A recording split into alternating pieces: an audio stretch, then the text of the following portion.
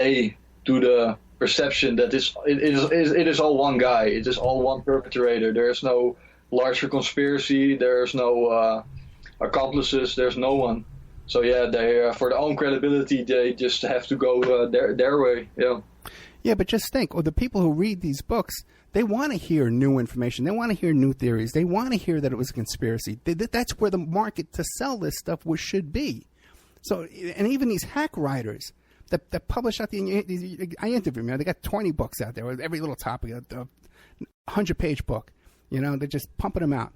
And, even these hack writers, you think they would go for the juicy stuff, the sexy stuff, but they don't. They go with the official story every time.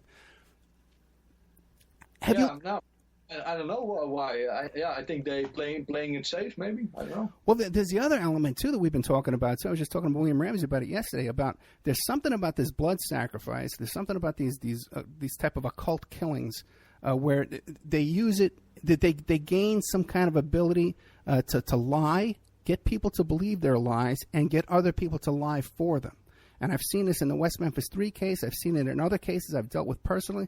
There's something to that black magic that they do. And we were talking about Matamoros, Mexico, that big human sacrifice drug cult down in Matamoros, Mexico. Did you ever look into that?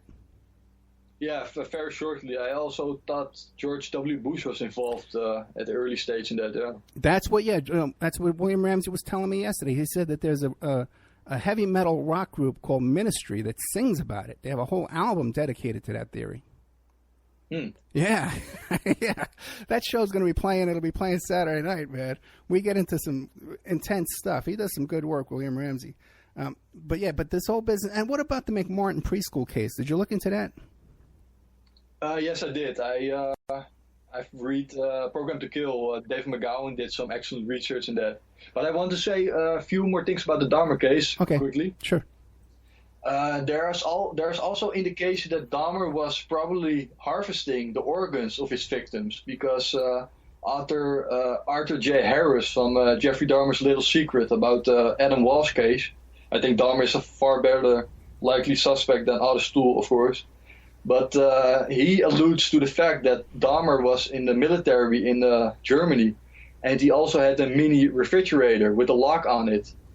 And I really think, why do you have that, and what is the reason behind that? And all his victims in Milwaukee had their organs removed at such a surgical style, like truly perfect anatomy, that I really think there are different motives behind that. That he was actually selling those organs. And you said that he had medical training in the military, right? Yes. He was first becoming a military police officer and later a medic, yeah.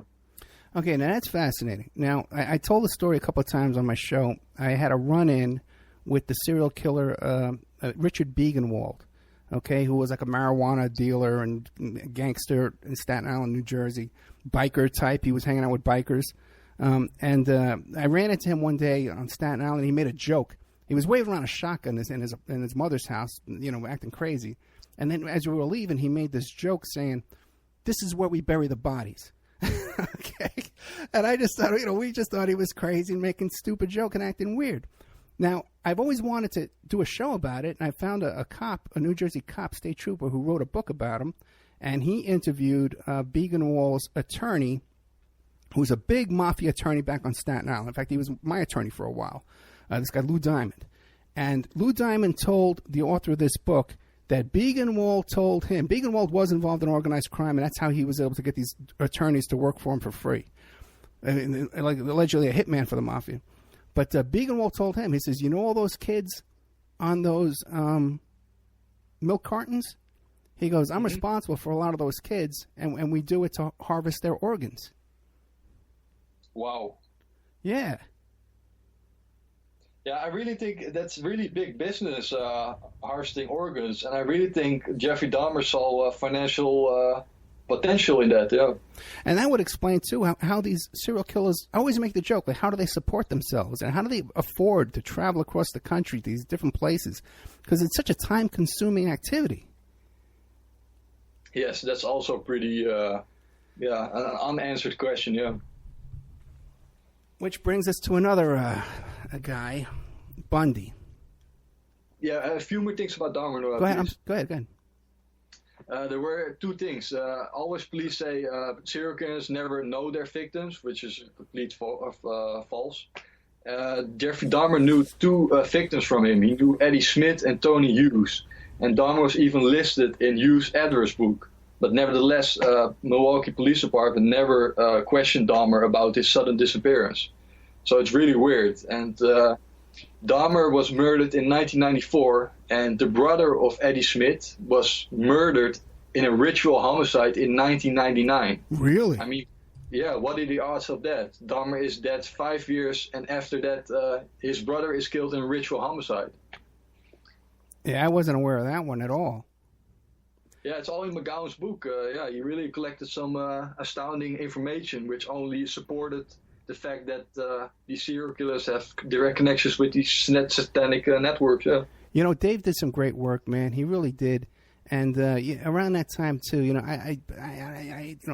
I know I gave him a lot of. I used to go when I was on Coast to Coast. I was on John B. Wells. I mentioned his book. Every time I mentioned Dave McGowan, I was doing a big appearance. And I really feel that there was efforts made to put a wall between me and Dave, and I don't believe it. I know for a fact that people are trying to sabotage their relationship, and others who were banding together to work. Me and Cisco Street Love and Maury Terry and all this group, and even Carl, what's his name? I forget his name. And Cisco Street Love is dead. Maury Terry is dead now, and Dave McGowan's dead in the last 4 years. When all this was just starting to get all put together. But back to Dahmer, though. Do you know the author Peter Levenda from Sinister Forces? I don't know him, but very strange, too, because I guess he heard me talking about him once. I have my suspicions about him, but he contacted me once, saying, I heard you want to talk to me. And I says, yeah, let's talk. Come on my show. Here's my phone number, but never heard from him again. That's weird. Yeah, I read his books, and he has also very good information, very accurate. Well, you know, he's the guy behind the Necromancer. Yes. But I've only, I think, read Sinister Forces because it includes serial killers. Yeah. Right. And also, too, you know, there's a photo of him with Podesta. Yeah. Okay, don't talk to this guy. Yeah, you know. And listen, I'm suspicious about everybody that comes in, you know. But back to Dahmer too.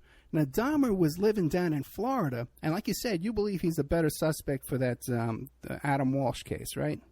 Absolutely. He's living in a utility room, a meter room where they read the meters for a pizzeria place, and he's delivering pizzas and pizza sandwiches. A dead body shows up at the dumpster 10 feet from his door. Jeffrey Dahmer calls the police and reports that. And not another question about Dahmer's, connection to this murder. Yeah, there are also unsolved murders in Germany. There were at least 5 prostitutes found murdered, stabbed to death, really, really sickly, at the military base in Baumholder, Germany, where he's stationed. And he was also a suspect in that because, of course, the authorities say, no, he's a homosexual serial killer and he didn't kill people before that, blah, blah, blah. But I've read comments on my YouTube videos that it's very likely that a young man at his age, he was, I think, only 20, 21, he was probably finding his way to becoming sexually aroused by men or women. I mean, he was very young. And also, the roommate where he was shacked with, Billy Capshaw, stated under oath that he saw Dahmer with blood-encrusted clothes and knives with blood on them. So you have very much indication that Dahmer was even killing or raping people in Germany, and that is almost supporting more the conclusion that he was responsible for the kidnapping and killing of Adam Walsh, if he was already killing people in Germany. Now, why would you think that John Walsh wouldn't accept that conclusion? I think because John Walsh wasn't he the host of American Most Wanted? Yeah, that's how he became the host of America's Most Wanted. At the time his son was murdered, he was working as a public relations type of guy, an advertising business. Yeah. I think he just had to roll the dice and play the game with the industry. I don't think he could pronounce. I believe there's a conspiracy in my son's death. Yeah. You know, he came to give a speech at a private investigator convention here in Nevada, Las Vegas, and I definitely watched the speech.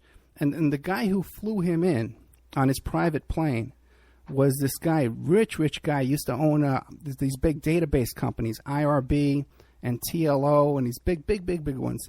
And he was involved in fixing the election for Bush in Florida during that Bush-Gore election down in Florida with all that scandal. This guy was actively involved in it. Two companies, IRB, his company, and Choice Point, created a third company to scrub the voting rolls and eliminate anybody who's potentially had a felony conviction and couldn't vote. And all those people were denied voting when they showed up to vote. And then they dissolved the company after that, and they both went their separate ways. And then Choice Point got the contract for doing the 9/11 victims' DNA database. It was like $1 billion contract. And also, too, the Finders case, too, they were involved in these database companies as well. Did you look into the Finders case? Yeah, actually 48 hours ago I tried to find some information on the internet, but I never found a picture of those children. Have you ever saw a picture of those children? No, pictures of the children? No, you're right. I never saw pictures of the children. I remember when the story broke on the news, the first day when it happened, and there was a story on the news. I remember that day. And it always stuck in my head. I said, this is a very bizarre story. And I kept my eye out for it and tried to go back and look it up. But why? But normally they don't show pictures of kids, though, of victim kids, right? Okay. No. But you want to know what? It's interesting, too. Whitley Strieber. You know who Whitley Strieber is? No. Okay, he's this UFO guy that claims he was abducted by aliens his whole life, and he wrote the book Contact, a very famous book. They did a movie about it. I met him in person once, too. He has very glassy eyes, and he says that he went to that school in Mexico where they were taking the school for brilliant children that they were taking these kids to in Mexico. He said he went to that school. Do you think he's sincere? He wrote about it in his book. I don't think he meant to go out of his way and attach himself to the other story. I don't know how sincere he is about all this stuff with the aliens and stuff. I don't know where that comes from. I don't know. But who knows? That's a very interesting statement. If he said that before it happened, like that. Yeah, we would have to look at the timeline and see whether he said it before or after. But I know he's connected to that school. And, Lavenda has talks about a connection to the Process Church and the JFK assassination. You know that, right? No, not Process Church and Final Judgment with Kennedy, no. Yeah. Please, Lavenda claims that he lived next door to this Orthodox Catholic ministry, and all the guys around the JFK assassination, like David Ferry and stuff like that, they were all bishops in this ministry. They all had this connection to this, and it was incorporated in New Orleans by the same attorney that incorporated the Process Church over there in New Orleans. That's the connection. Interesting. Yeah. The more you look, the more you find. Yeah, some things are just coincidence. It's just normal, but right. Sometimes it's just too much. Right. But coincidences do happen. It's a small world, man. There's no doubt about that. Now, I guess one of the strangest cases out there is Ted Bundy. Has all these connections. Let's talk about Ted Bundy. I think Ted Bundy is responsible for, a dozen murders. I think he's really, to my knowledge and opinion, he's responsible for at least a dozen homicides. But he's been attributed 36 murders, or some detectives, Bob Keppel even said 100 people or 150 people. Wow. But I really think that Bundy was involved with group activity, with cult killing, I think, because some of the victims their bodies were found totally drained of blood. Like there was not one drop of blood in them. Some victims were keeping for a long period of time, like you said, for like a week. Yeah. And also, I think he was really a scapegoat. I think for